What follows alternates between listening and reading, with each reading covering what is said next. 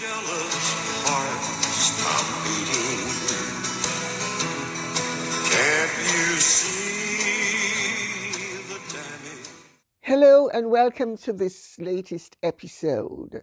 I am doing this with Mickey because I am going to be reviewing the book, and there's no necessity for Misha to be here. So Mickey is going to review the book with me. Aren't you, Mickey? Well, the book, for those of you who have not seen it, is The Diary of Princess Pushy's Sister, Part 1 by Samantha Markle.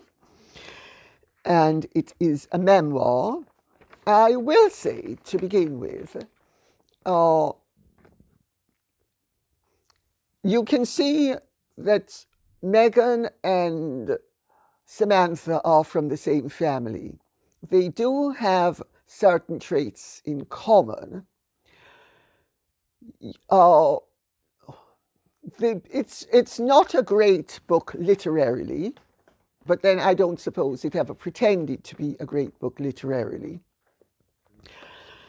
But to those of you who are interested in the subject, it actually is it adds a lot to the subject. Let's put it this way. If you know what you're looking for, there's an awful lot in it. It certainly has confirmed a lot of what I was told by many different sources when I was writing Meghan and Harry the Royal story, and it confirms an awful lot of the conclusions that I came to. Samantha, of course, is disabled. She has multiple sclerosis. And what emerges is that she knew that she was disabled from she was very young, except that the disability hadn't yet kicked in. And she actually handles all of that very well. You can also tell, just reading the book, that many of the traits and characteristics that she has as a personality, in the light of her disability, make absolute sense. What is also very interesting is how she touches upon the fact that on the one occasion that her father suggested that she ask Doria for help to get her a wheelchair accessible property, because Doria by then was doing social work. Doria agreed to do it and never did anything. It's also very apparent from the book that Meghan has never cut her sister any slack for being disabled. But equally, that Samantha wasn't asking for special breaks because she was disabled, but that she was at times asking for the understanding that her disability would have really elicited from anybody who was compassionate. Anyway, if we can plunge in, I would actually say that Samantha, by and large, comes across as somebody who has tried to become self-aware and tries to be balanced and tries to be decent.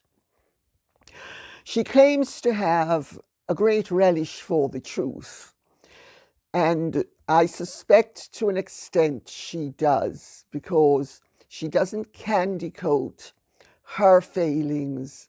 For instance, when she was young and got pregnant and had the baby and then got married to the father, and then the marriage didn't work out, and ultimately she handed over her two children to their paternal grandparents so that they would have a more stable upbringing. She doesn't candy coat any of that, which I think is commendable. One always needs to read any book of this nature with a degree of healthy skepticism. Having done that, I would say that a lot of what I read has the ring of truth, even though there are times when Samantha is obviously bending over backwards to, clean up the whole scenario because she doesn't want to look bad. You can see that it does have the ring of truth. Of course, I have a great advantage over most people. I had a narcissistic mother, and so I know what it is like dealing with very selfish and self-centered and self-aggrandizing people, especially those who absolutely just want to devour everybody's attention and steal all attention for themselves. And much of what she says, I have to tell you, really rang true with me in the context of what I have been through with my mother. So anyway, if we may plunge in, she makes it very clear from the outset that Doria was embraced by the whole of the family except for her maternal grandmother, Mrs. Lovelace, who was a bit of a racist. But everybody else was completely colorblind, and the families, once Doria and Thomas Sr. got married, were very well melded. Doria's family was very hospitable in taking, in including the Markle children and Thomas in their celebrations, and there was no axe to grind one way or the other. And she also makes it clear that the rumors of her putting down Doria on the grounds of color and saying that Doria was the maid is not true. She doesn't specifically address it, but she addresses it in a roundabout way. And she makes it absolutely clear that color was never an issue or a problem. And I believe that because she also makes it clear, incidentally, that her father, at the time that Meghan was born, was earning well over $200,000 a year, and that they had a beautiful house at Woodlands Hills, if I remember correctly, and that it was an upper middle class white neighborhood. And what comes across very clearly is that Meghan has been the beneficiary of what she would call white privilege. She also makes it clear in the book that Doria was an embarrassment when they moved into this very nice, respectable neighborhood, because Doria used to smoke pot in the garden to the horror of the neighbors, which I can actually see happening because, anybody smoking pot so openly would have raised eyebrows and would have caused the neighbors to wonder, is this neighborhood going to be run down by such practices? On the subject of pot, I will also make the point that Samantha seems to think that when Meghan got married in Jamaica, that it was the done thing for Jamaicans generally to smoke pot very openly. This is completely untrue. I'm Jamaican, and I can tell you at the time it was a criminal offence that attracted long prison sentences. And I know personally, as a result of having been friendly with the Seaga family, that when Eddie Seaga became the Prime Minister of Jamaica and Reagan was elected, that Reagan personally phoned him up and told him that Jamaica needed to stamp out its production of ganja. And Eddie told Ronald Reagan, I'm awfully sorry, but the Jamaican economy would collapse without a measure of illicit trade. So the government of Jamaica was very actively trying to wrap it up, but they also understood they couldn't stamp it out immediately because it would have crashed the Jamaican economy. But the idea that everybody in Jamaica smoked weed and that it was perfectly acceptable is fallacious. Samantha makes a point about busing. In those days when Doria and Tom first got married and when Meghan was a child, there was a practice of busing, which it turned out was a failed but worthy attempt to balance the scales racially. And Tom Jr. was bussed and did not appreciate it.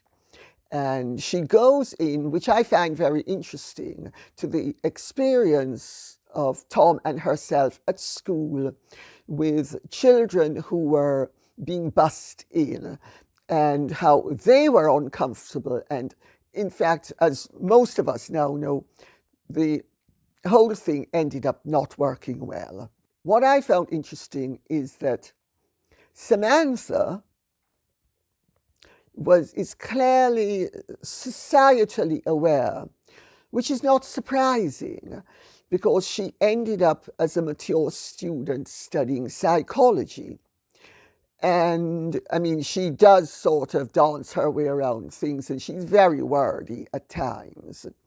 And I would have said that the structure of the book meanders rather more than it should. But these are minor points. The major thing is it's worth reading to get an accurate idea of where Meghan came from, what Meghan's childhood was like, and also the context and what Meghan really is like as a personality. She blames her father, quite rightly it has to be said, for spoiling Meghan.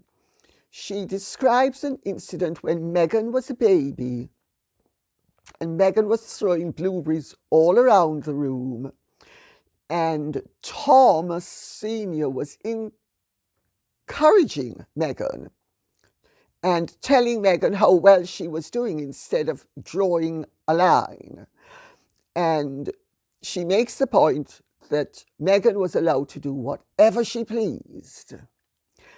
And that, I fear, is most likely absolutely accurate, because I know from my own experience with my mother that my grandparents did not draw proper boundaries where she was concerned, and she was allowed to do exactly as she pleased as well. And the consequences were absolutely disastrous for all of us.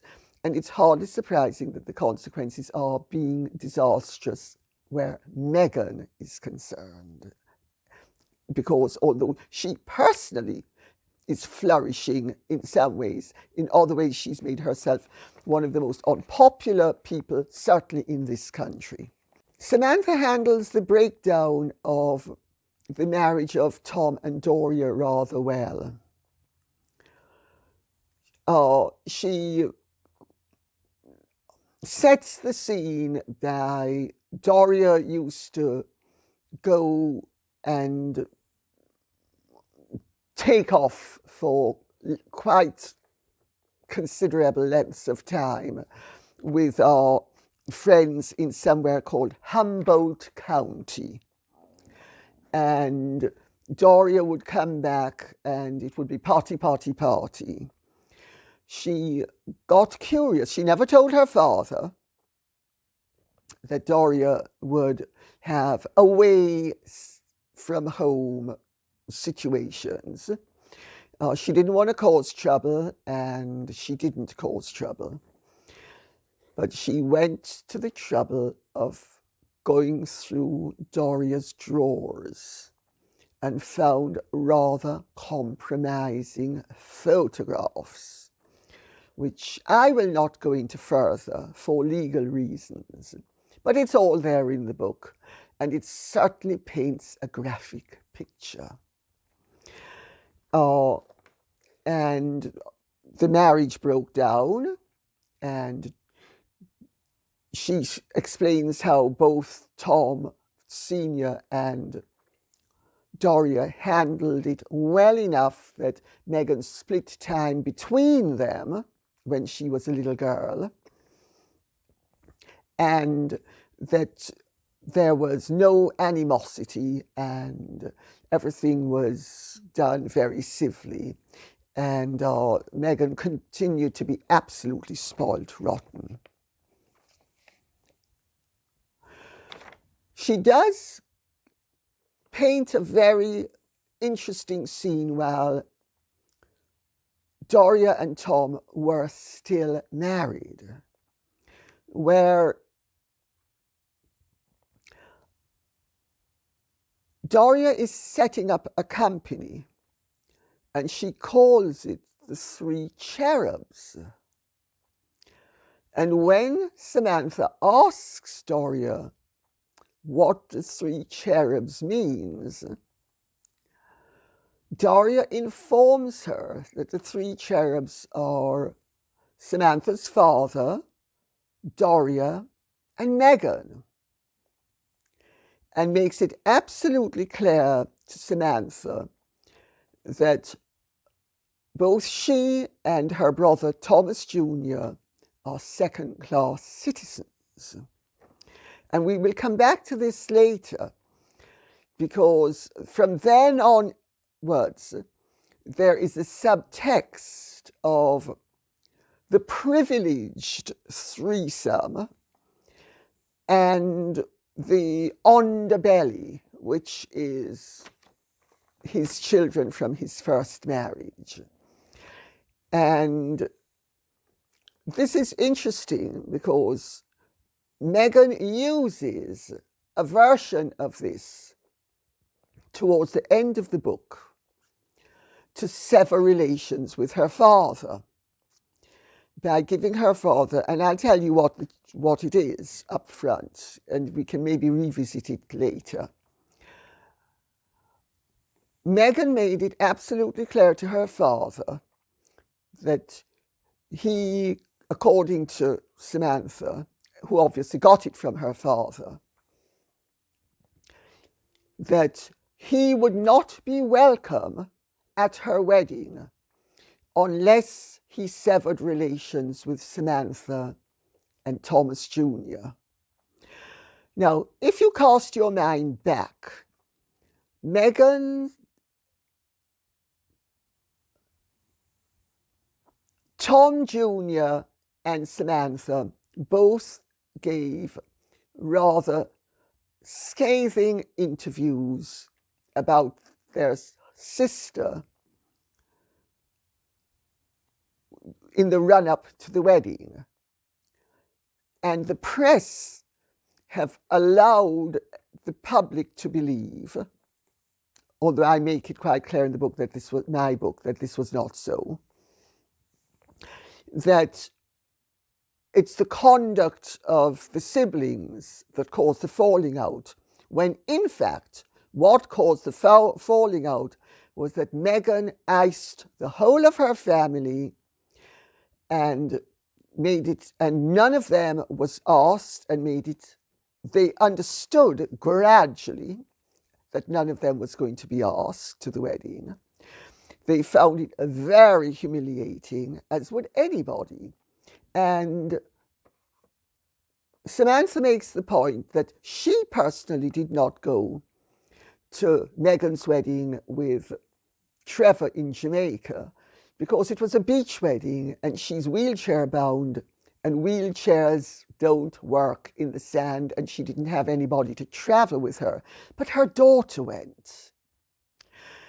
And she was asked to that wedding.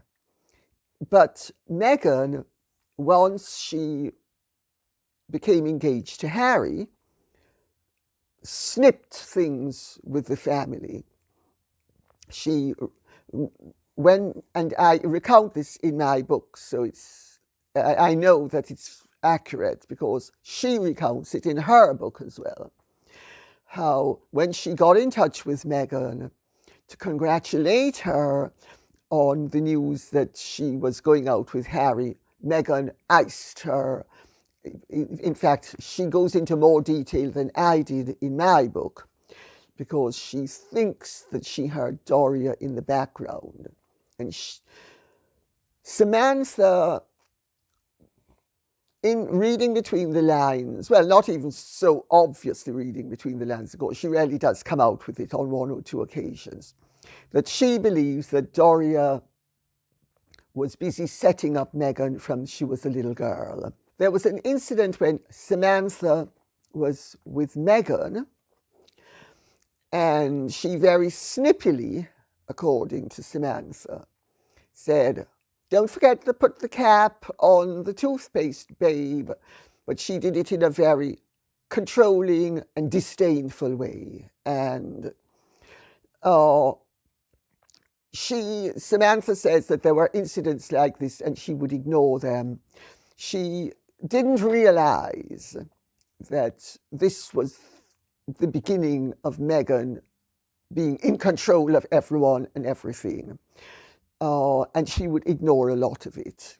She very decorously confirms how close Nicky Priddy and Meghan were while growing up. And this is important because she then later on says in the breakup of the marriage with Trevor that the word was that Meghan had started a relationship with somebody in Canada, and that it would have clearly came from Meghan, that Meghan was not the total culprit, and implies that Trevor and Nicky Priddy were having an affair. Well, I find that not very credible as a fact. I'm not saying that Meghan did not inform Samantha and the family that, oh, poor me, Trevor's been treating me badly and Nicky has been treating me badly and they betrayed me. I'm not saying that wasn't Meghan's cover story. But what I'm saying is that I don't find it credible that was what broke up their marriage. I find that incredible, but I find it understandable that Meghan would have used that as justification for dumping Trevor the way she did.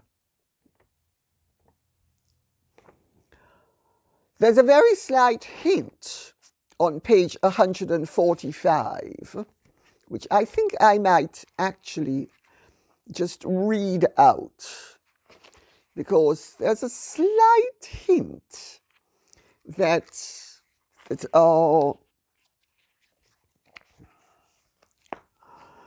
I never saw Doria come over to Dad's place. I wondered if she went away somewhere.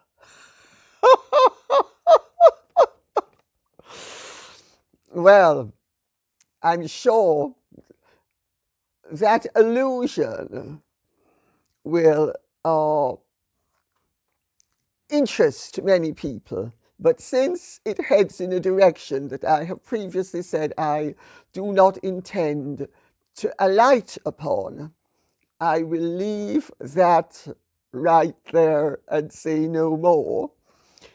But it is very interesting that she wondered if Doria went somewhere, because she also makes the point that for much of Meghan's life, she lived exclusively with her father and only very occasionally visited her mother.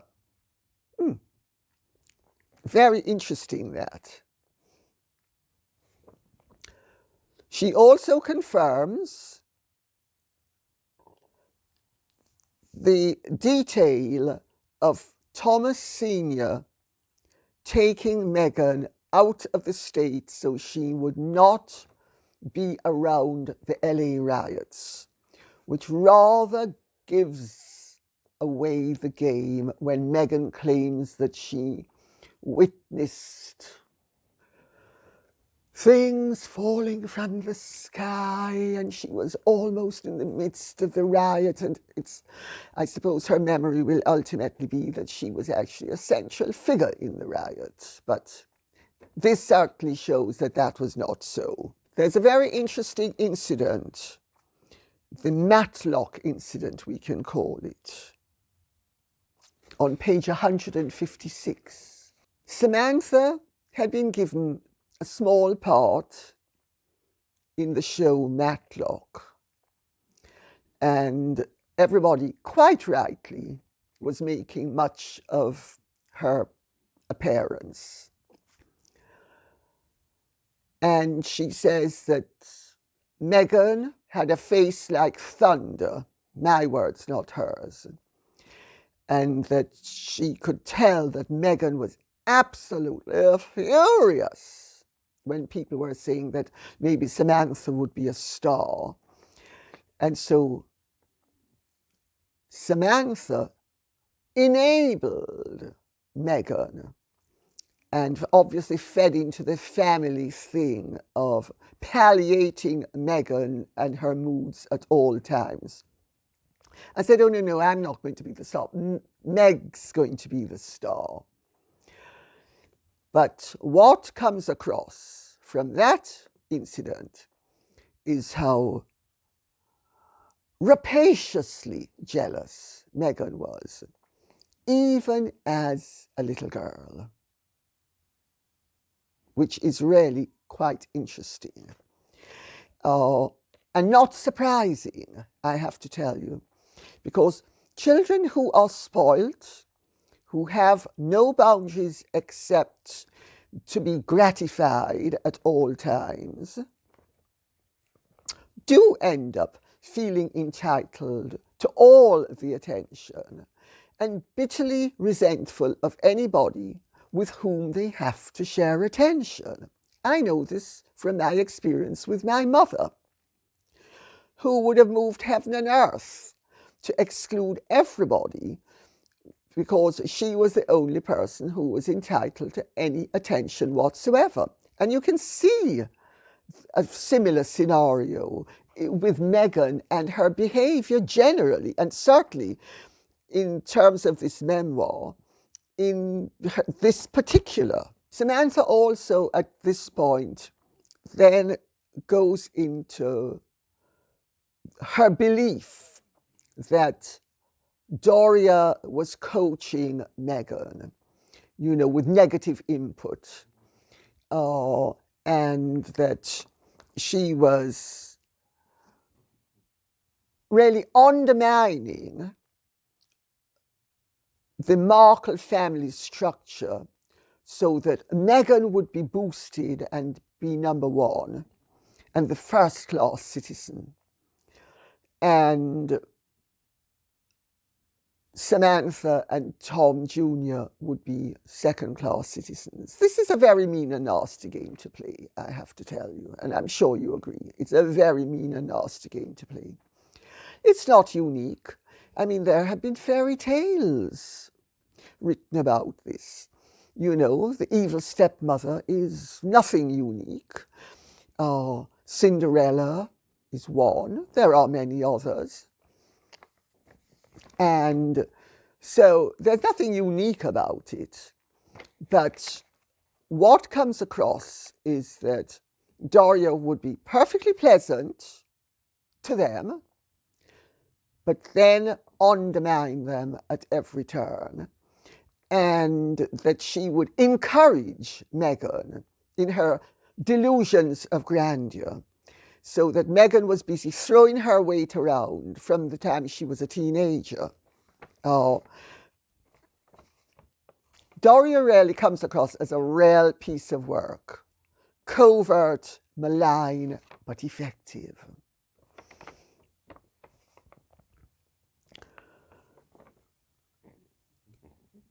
Samantha also lays the blame for the resentful attitude that Meghan was developing at Doria's doorstep. And she provides an incident where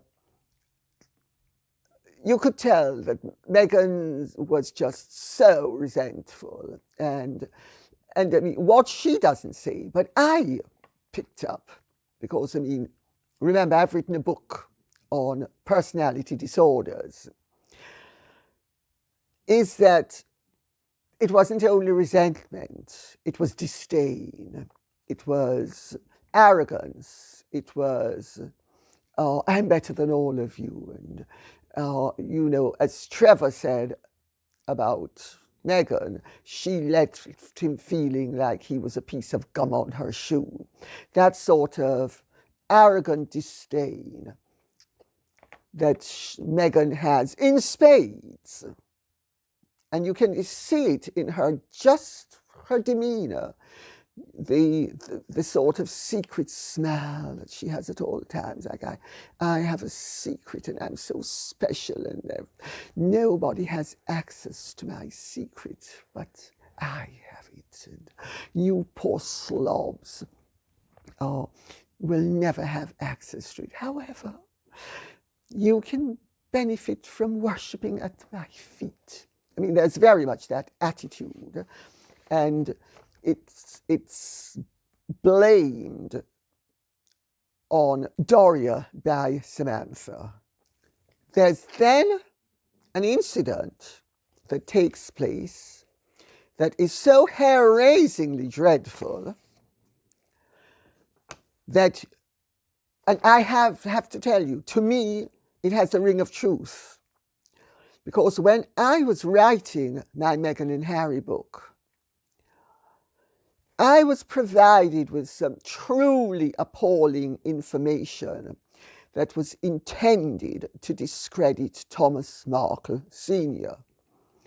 So I have no doubt that this incident that Samantha describes is actually accurate and is, shall we say, the beginning of Meghan's demands that people conform, and that people do as she pleases, and that if they don't, they should be excluded from the magical circle, and that they should be punished in some way by being deprived of her presence. The incident took place over a production at her school called Damn Yankees.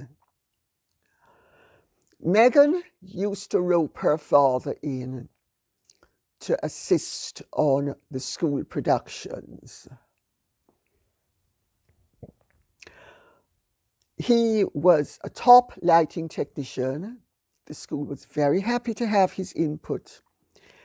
And this also was a win-win situation for Meghan, because it meant that she punched above her weight and would have been given parts that otherwise she might not have been given. You know, one hand scratching the other's back, so to speak. Meghan fell out with somebody on the production team of Damn Yankees, stormed out and wanted her father to storm out. And when he refused to do so, because he had given his word and intended to honor it, Meghan refused to speak to him. She iced him. Samantha makes the point, and I think it's a valid point, that this was one of the harbingers of what was to come in the future. That if you didn't conform with Meghan's demands and Meghan's diktats, that you would be iced. I mean, that's a very unattractive, spiteful, vindictive, vicious, malicious, and malign representation of a teenager. And okay, you can say that teenagers are prone to, you know, maybe be a little bit unbalanced, but since she has continued with this sort of conduct throughout the whole of her life, I think we can safely assume that this is not a perpetual teenager, but this is an accurate description of an innate, well, actually most likely a developed characteristic, because evidently Meghan was a very sweet little girl who was completely deformed by being spoilt. Samantha then touches upon something really rather interesting, which I touched upon in my book, but is confirmed here. Because, you know, Meghan would like to take credit for being this great humanitarian who was always a great humanitarian and was always interested in saving the world because she's such a feeling person. But her father is the one who suggested to her that she volunteer at the soup kitchen and that it was a part of the set curriculum of the school that children had to do volunteer work, and her father is the one who suggested the soup kitchen. Meghan, of course, would like the world to believe now that, you know, she was just an innate born humanitarian. But this shows she wasn't.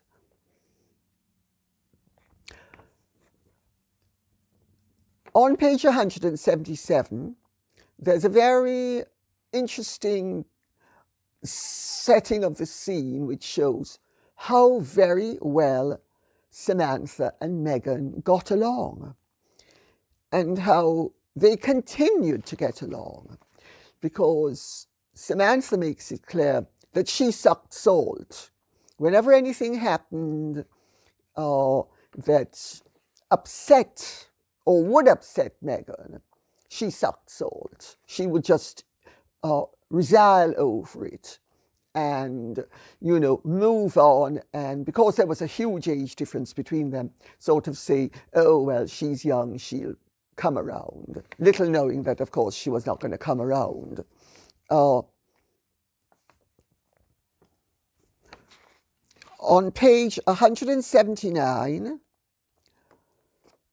she pointedly affirms that their father paid every single aspect of Meghan's education, from kindergarten till she left Northwestern University. She also confirms that before she went to university, her father got her an apartment which he paid for. This was evidently something of a bit of a tradition in the Markle family, because both Samantha and Thomas Jr., when they reached a certain age, were allowed to move out of the family home as well and have their own apartment. And she makes it absolutely clear that their father helped each of them, but that he paid for everything for Meghan. Now, I know from my contacts in certain newspaper groups who have seen the bills and the receipts and the invoices that Thomas Markle did indeed pay for every aspect of Meghan's education. Which begs the question, how truthful was Meghan when she was stating in Fiji that she had worked her way through university and with government grants? Because Samantha makes it clear that Thomas Markle was earning far too much money for Meghan to qualify for any grants. Interesting detail, that. Samantha also touches upon what an ingrate Meghan was. She says that Meghan never ever showed any appreciation or ever thanked either her father or her Uncle Mike for any of the things either of them did for her. And she never even thanked her Uncle Mike for arranging the internship in Argentina. What comes across is a spoilt, entitled, voracious young woman who felt whatever she was given was her due, and she was honoring those who gave by accepting their offerings. That's what comes across. Not even that she had appreciation or that she had any gratitude, and that she would even condescend to acknowledge. No, she was too lofty and too high and mighty to even acknowledge the gifts that she was being given. I have to tell you, I've seen people like that. I've lived with people like that. I was produced by a person like that. My mother, she produced me, and she was like that. It is a very difficult thing to live with, because every offering is turned into something negative. I think at this point I will stop, and I will finish off the review of the book in another video. Okay?